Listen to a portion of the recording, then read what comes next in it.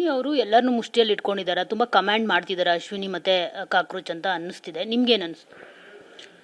ಕಾಕ್ರೋಜು ಒಂಥರ right hand ಥರ ಕಾಣಿಸ್ತಾ ಇದ್ದಾರೆ. ಅವ್ರು ಆ್ಯಕ್ಚುಲಿ ರಾಜಮಾತೆನೇ ಅಲ್ಲ, ಸುಮ್ಮನೆ ಇವ್ರುಗಳು ಹೋಗ್ಬಿಟ್ಟು ರಾಜಮಾತೆ ಮಾಡಿಸಿರೋದಲ್ಲಿ. ಅಲ್ಲಿ ಫಸ್ಟ್ ಆಫ್ ಆಲ್ ಎಲ್ಲ ಅರಸರು ಅರಸಿಯರು ಅಂತ ಹೇಳಿದ್ದಲ್ಲಿ ಎಲ್ಲ ಒಂದೇ ಲೈನಲ್ಲಿ ಇದ್ದಿದ್ದು.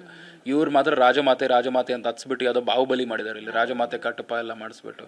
ಅದೇ ತಪ್ಪು. ನೀವು ಯಾವಾಗ ಒಬ್ರು ಕೈಯಲ್ಲಿ ಮಾತ್ರ ಎಕ್ಸ್ಟ್ರಾ ಪವರ್ ಕೊಟ್ಬಿಡ್ತೀರೋ ಅವರೇ ಎಲ್ಲ ಹಾಳು ಮಾಡ್ತಾರೆ, ಅವ್ರು ತೊಗೊಂಡ್ಬಿಡ್ತಾರೆ ಅಂತ. ಇವ್ರು ರಾಜಮಾತೆ ಅಂತ ಏನೋ ಕೊಟ್ಬಿಟ್ರಪ್ಪ, ಎಲ್ಲ ಹೆಸರು ರಾಜಮಾತೆ ಎಳ್ಕೊಂಡು ಹೋಗ್ಬಿಟ್ರು.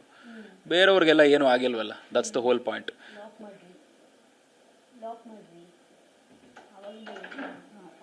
ಸೊ ಎಲ್ಲೋ ಒಂದು ಕಡೆ ಅಶ್ವಿನಿ ಅವರ ಇವ್ರು ಎಬ್ಬಿಸ್ತಾ ಇರೋದಕ್ಕೂ ಅವ್ರು ಮಾಡೋ ಸ್ವಲ್ಪ ಓವರ್ ಆ್ಯಕ್ಟಿಂಗು ಸರಿ ಹೋಗ್ತಾ ಇದೆ ಅಂತ ಅವ್ರಿಗೆ ವರ್ಕೌಟ್ ಆಗ್ತಾ ಇದೆ ಚೆನ್ನಾಗಿ.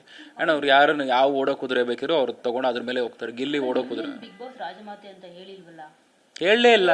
ಮತ್ತೆ ನೀವು ಯಾಕೆ ಕೇಳ್ತಿರೋದು? ಸೇವಕರು, ನಾವು ಸೇವಕರು ಅವ್ರು ಹೇಳಿದ್ದೆಲ್ಲ ಕೇಳಬೇಕು ಅಂತ. ಅದೇ ಅಲ್ವಾ ನಿಮ್ಮದು ಲೈಕ್ ನಿಮ್ಮನ್ನ ಡಲ್ ಮಾಡಿದ್ದು. ಈಗ ನಮ್ಮ ಸೇವಕರಿಗೆ ಏನು ಅಂದರೆ, ಯಾರು ನಮಗೆ ಒಂದು ಕಮಾಂಡ್ ಕೊಟ್ಟರು ಅದನ್ನು ಫಾಲೋ ಮಾಡೋದು, ಅದೇ ಟಾಸ್ಕ್ ಇದ್ದಿದ್ದು.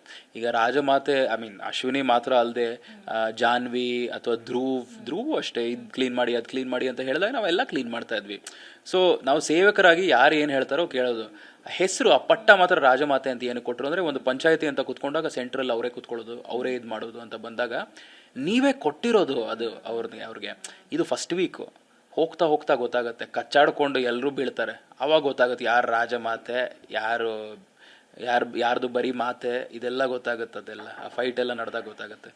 ಸೊ ಸದ್ಯಕ್ಕೆ ಫಸ್ಟ್ ವೀಕ್ ಎಲ್ಲ ಸ್ವಲ್ಪ ಫೇಕ್ನೆಸ್ ಇದ್ದಿದ್ದೆ.